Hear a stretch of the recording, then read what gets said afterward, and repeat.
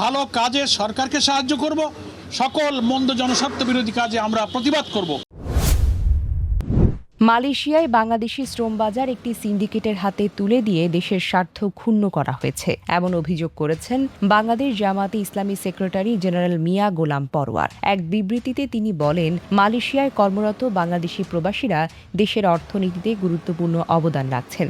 তাদের স্বার্থ রক্ষা, নিরাপদ কর্ম পরিবেশ নিশ্চিত এবং হয়রানি বন্ধ করা সরকারের নৈতিক দায়িত্ব। গোলাম পরোয়ারের দাবি, সম্প্রতি বাংলাদেশ ও মালয়েশিয়ার সরকার মাত্র ২৫টি রিক্রুটিং এজেন্সিকে শ্রমিক পাঠানোর সুযোগ দেওয়ার মাধ্যমে কার্যত সিন্ডিকেট ভিত্তিক শ্রম বাজার তৈরি করেছে। তার আশঙ্কা, এর ফলে একজন শ্রমিকের মালয়েশিয়ায় যেতে ৬ থেকে ৭ লাখ টাকা পর্যন্ত খরচ হতে পারে।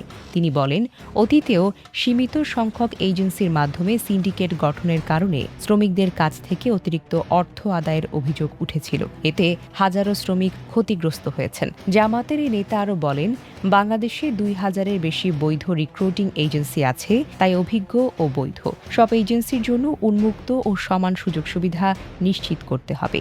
একই সঙ্গে শ্রমিকদের কম খরচে বিদেশ যাওয়ার সুযোগ, প্রতারণা থেকে সুরক্ষা এবং নিরাপদ কর্মপরিবেশ নিশ্চিত করতে সরকারের কার্যকর পদক্ষেপ দাবি করেন তিনি। তবে সরকারের সংশ্লিষ্ট মহলের দাবি, সিন্ডিকেটের সঙ্গে সম্পৃক্ততার যে অভিযোগ তিনি তুলেছেন তার বিষয়ে বিবৃতিতে কোনো নির্দিষ্ট প্রমাণ বা বিস্তারিত তথ্য তুলে ধরা হয়নি। Desk report, recap news.